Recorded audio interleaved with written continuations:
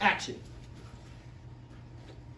The Battle of Britain was the first military campaign limited entirely to air forces, breaking significant new ground in modern warfare tactics. It also was the largest and longest aerial campaign ever experienced up to that day. It proved to be the decisive tipping point in the Second World War.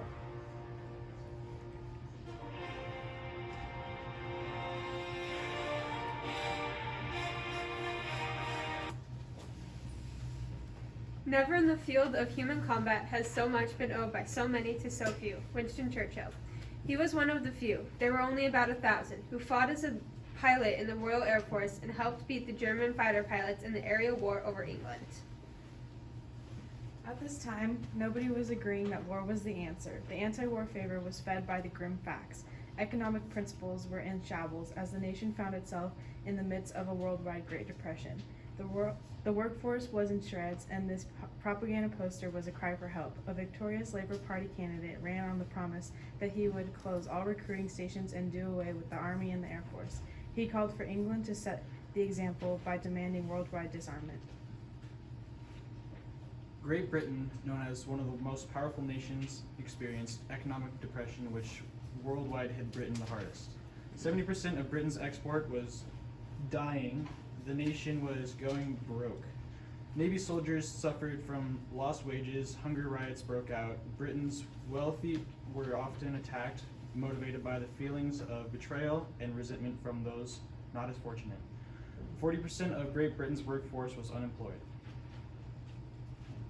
Some people believed that Russia was perfect and led some of Britain's elite to join the Communist Party.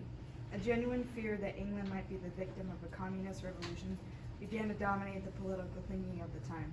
Because of this fear, a different form of government, fascism, looked favorable in some countries, including Germany, which helped Hitler make his voice heard and get on the center stage. With a desire for peace at any cost and the dread of communism hanging over their heads, French and English leaders decided to befriend any anti-communism government that might emerge in Germany. Adolf Hitler was more than happy to oblige them. Churchill understood how evil Hitler really was. Hitler was a pagan and a man whose heart was full of murder and evil. He understood the genuine threat that was rising in Germany, held for the rest of Europe, for the rest of the world. In 1935, Hitler renounced the Treaty of Versailles. Churchill was distrusted, disliked, even hated by those who did not share his conviction that Germany threatened the peace in England and must arm to defend her shores. King George did not want Churchill to be his prime minister. Most within the government and the nation's elite preferred just about anyone else. But Churchill possessed two rare and precious gifts. First, a clear vision of the great threat that faced the world, and second, the power of words. In the summer of 1940, around 338,000 British troops, along with other Allied troops, were evacuated from Dunkirk to Britain.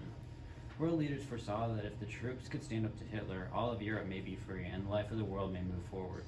If the soldiers did not succeed, the world, including the US, would sink into the abyss of a new dark age. Hope seemed lost for the troops until Hitler made the decision to postpone on waging war. The British would escape.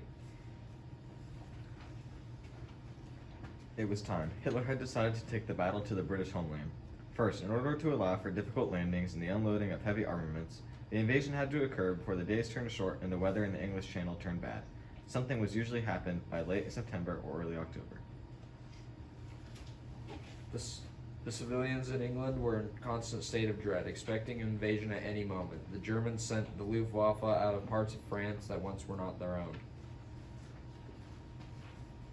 It's September 15th, one of the most important days of the battle between Germany and Great Britain. Sensing a serious weakening in the RAF, Germany ordered another massive attack. 250 aircrafts formed over France. British radars detected the coming attack. Nothing was held back. The German leaders were finally forced to face the bitter truth. After losing hundreds of precious aircraft and thousands of highly trained pilots, they had failed. The RAF was not destroyed, air superiority had not been won. Winter was coming quickly, and they were still unable to protect their invasion forces. The Battle of Britain had been lost. Cut.